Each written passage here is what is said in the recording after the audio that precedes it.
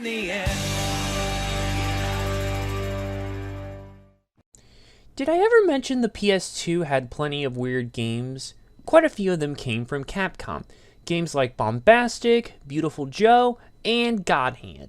But this is one of those ones that has slipped under the radar until now. Under the Skin is a 2004 action-adventure game developed and published by Capcom. This game was released on August 5th, 2004 for Japan under the name Annoying Alien Panic Maker, October 12th, 2004 for North America, 10 days later for Europe, and 5 days after that for Australia. The best way I can describe this game is, what if you were an alien hell-bent on inciting panic on Earth while hiding in plain sight? Yeah, like I said, this is a weird one. I think it's even weirder than God Hand in some regards because of how over the top it is. Don't believe me? Let's dive in, shall we? The plot of this game revolves around the planet that causes mischief. Planet Mischief, of course. The tradition there is that once an alien turns 3 years old, said alien must travel to any planet and learn the art of inciting panic on a planet. Our lucky, or unlucky depending on your point of view, recipient is Cosme. Cosme travels to Earth to cause mischief there because it will impress his father, Cosme Sr. Partially because Sr. is one of the best mischief makers, and Earth is the greatest challenge of them all. Unfortunately, when Cosme crash lands on Earth, he is completely lost on what to do and almost gets himself in trouble. Thankfully, he is saved by Earth's own mischief master, Master Itazura. Itazura then trains Cosme in the art of causing trouble, and thus it's up to Cosme to raise some hell. There are 8 stages in the game in total, with a final stage to boot. Most of them play out the same, with a couple exceptions that I'll get into in a moment. Typically for the main stages, you'll have to collect a specific number of coins in a specific amount of time, or get more coins than your opponent when time runs out. When you spawn into a level, you'll have to zap a human to disguise yourself. The ray gun you have allows you to trap a foolish earthling to use as a disguise when your main one is busted. You can switch at various UFOs placed in the levels. Each human has their own set tools to use for you to cause panic. Things like thumbtacks, bombs, skates to run into people, etc.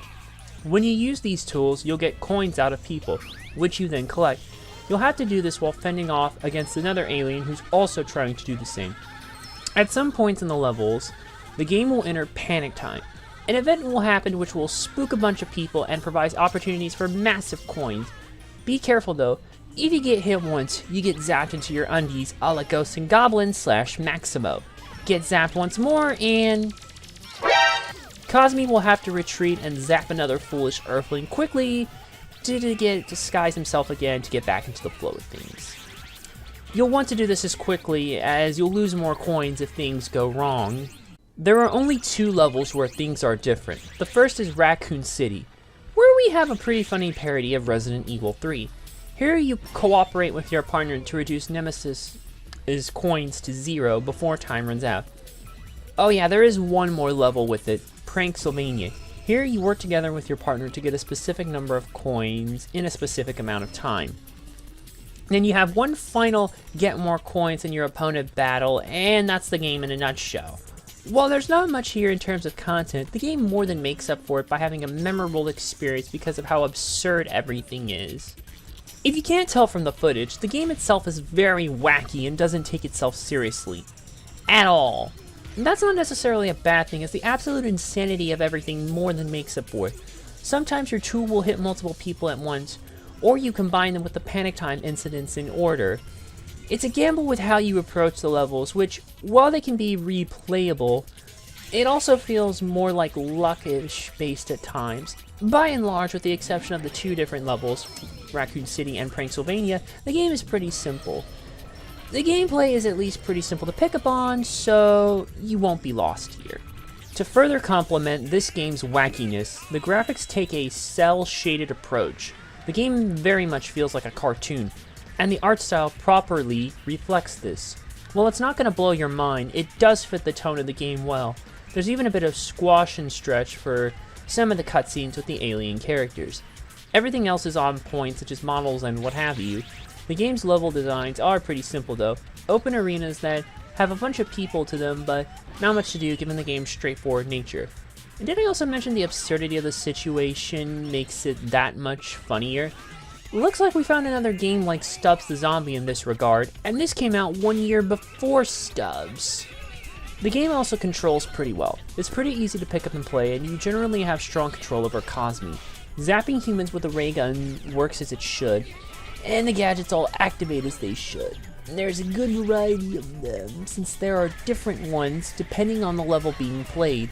The camera also works well and does a good job of keeping the player in view of it all, but it can be drained out as the insanity can get a bit too hectic, and you'll generally need to at least keep an eye out for your surroundings so you don't get hit by panic time events.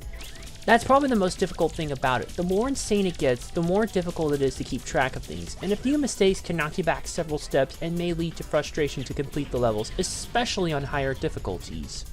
The sound is also embroiled in wackiness. Wacky cartoon sound effects when hitting and getting hit, amongst other sound effects appropriate for the levels depending on wherever you are.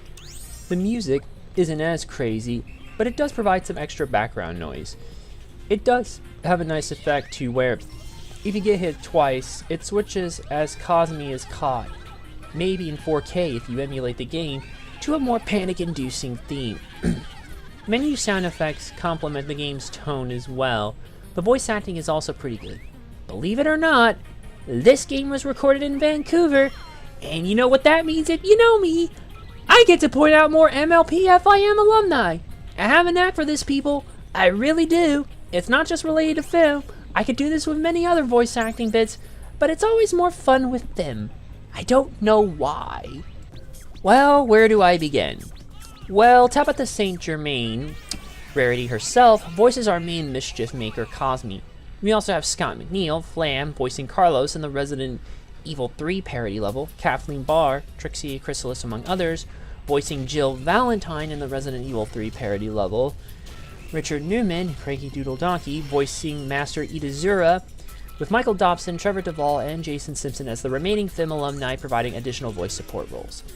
There's not much replayability. You do have a VS mode, some co-op play, and if you beat the game on normal, you'll get hard difficulty.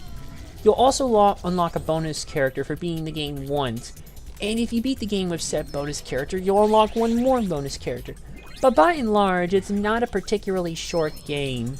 The long play I found on the internet is about an hour and a half long. If you play on normal, it may add a little bit more play time to everything.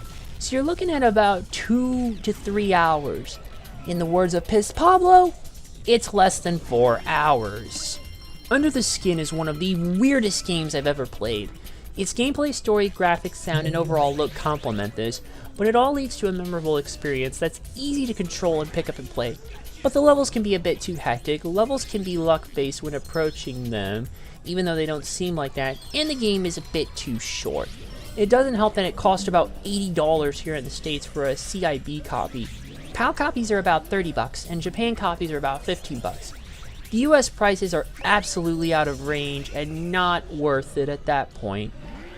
The retro game market is getting screwed, and since Capcom won't re-release this game, you might be better off emulating it. PAL and Japanese gamers, you probably won't have to, lucky bastards.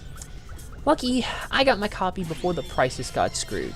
If you do find it for a good price, go for it. It does provide an experience that you can't get anywhere else.